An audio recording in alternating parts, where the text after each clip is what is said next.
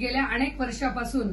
समग्र शिक्षा अभियानाअंतर्गत अनेक कर्मचारी हे मानधनावर अगदी थोडक्या मोडक्या मानधनावर काम करत होते. काही लोक तर रिटायरमेंटला आलेले होते. पण आता कालच शासनाने शासन GR काढून या लोकांना सेवे शर्तीत अटीत आणि यांना कायम करण्याचा निर्णय कालच्या शासन निर्णयानुसार घेण्यात आला. कॅबिनेटमध्ये मागच्याच 1 महिन्यापूर्वी कॅबिनेट पण झाली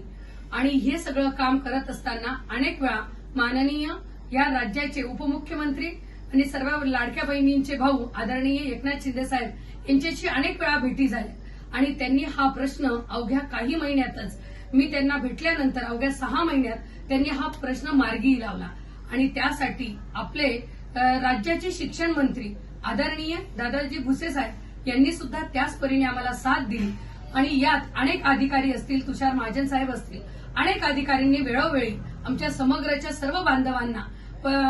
कायम करण्यासाठी अनेक वेळा प्रयत्न करून आणि काल आम्ही ते कायम सुद्धा झालो आणि त्यासाठी अनेक शिक्षकांचे बलाक्ष मॅडम असतील, संघटना असतील, अनेकांनी आंदोलन सुद्धा केले आणि माझ्याकडे ज्या वेळेला 6 महिन्यापूर्वी समग्रच्या आपल्या धुळ्यातील काही 48-50 लोक आहेत ते ज्यावेळेस माझ्याकडे आले आणि ताई सांगितलं की ताई 20 वर्षापासून हा प्रश्न प्रलंबित आहे, पण तुम्ही जर याच्यात आम्हाला न्याय देण्याचा प्रयत्न केला तर नक्की न्याय मिळेल आणि त्या परीने 6 महिन्यापासून 3 महिने आंदोलन असेल,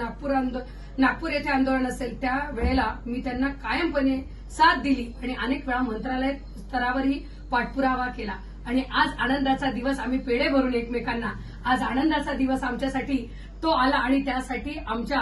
साहेबांनी आणि महायुती सरकारने आम्हाला जो न्याय देण्याचा प्रयत्न केला आणि आम्हाला कायम केलं त्याबद्दल मी या महायुती सरकारचे आणि विशेषतः आदरणीय एकनाथ शिंदे साहेबांचे आणि आदरणीय दादा भुसे साहेबांचे मनापासून आभार मानते. अशीच कायम आमच्यावर तुमची कृपा दृष्टी असली तर नक्कीच महाराष्ट्रातील कर्मचारी पदवीधर हे न्यायाच्या प्रतीक्षित आहेत आणि त्यांना न्याय तुमच्या माध्यमाने मिळत आहेत आणि त्याबद्दल मी पुन्हा एकदा आपले आमच्या समग्रच्या वतीने आणि पदवीधर मतदारसंघाच्या वतीने मनापासून आभार मानते.